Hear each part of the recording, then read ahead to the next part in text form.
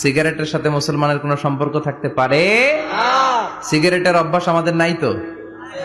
হ্যাঁ, এটা কিন্তু জাহান্নামের খাবার।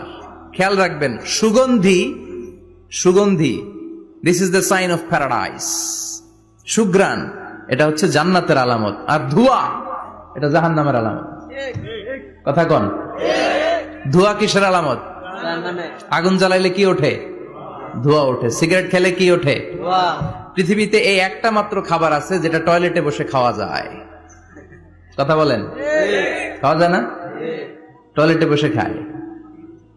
আর পৃথিবীতে এই একটা মাত্র খাবার পণ্য, যেই পণ্যের উপরে লেখা থাকে সংবিধিবদ্ধ সতর্কীকরণ, স্মোকিং কজেস ক্যান্সার।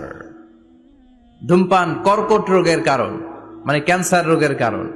তার মানে এই পণ্যটা খেলে ক্যান্সার হয়। পৃথিবীতে আর কোন পণ্যের গায়ে এরকম লেখা থাকে না যে এটা খাইলে এই রোগ হয়। ফর এন এক্সাম্পল, বাজারে এক বিস্কুট আসছে। কি আসছে?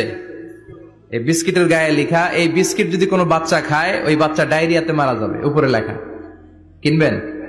কথা বলেন, কি বলবেন? তোর বিস্কুট তুই খা, তোর বলা মরুক। কথা বলেন। কিন্তু সিগারেট এমন একটা পণ্য যেটার গায়ে লেখা থাকে যে এটা খেলে মানুষ মরে, তারপরও মানুষ খায়। সিগারেট হয় টোবাকো প্ল্যান্টস থেকে, তামাক পাতা থেকে। কোত্থেকে? তামাকের চাষ টাস কমে গেছে না? এটাতে আবার বেড়া টেরা দেয়া লাগে না, কারণ ছাগলও মুখ দেয় না। কথা বলেন। তো যেটাতে ছাগলও মুখ দেয় না, এটা কি মুমিন বান্দা মুখ দিতে পারে? জোরে বলেন। এই ধোয়ার কারণে আপনার লাংস শেষ হয়ে যাবে। লাং যেটা দিয়েছে আল্লাহ, ফুসফুস, এটা শেষ। এটার ভেতরে একটা পয়জন আছে, নিকোটিন। কি বলে? এই নিকোটিন আপনাকে শেষ করে দিবে। প্রতি বছর গোটা বিশ্বে এই নিকোটিনের কারণে হাজার হাজার মানুষ মরে যারা স্মোকিং করে। এজন্য স্মোকিং এর সাথে আমাদের কোনো সম্পর্ক থাকতে পারে? তো স্মোকিং তো অনেক পাতলা বিষয়। এখন স্মোকিং কে ছাড়িয়ে ইয়াবা, গাঞ্জা, মারিজুয়ানা, ফেন্সিডিল এগুলো আছে না নাই? এই যে কি একটা আসলো, ইয়াবা।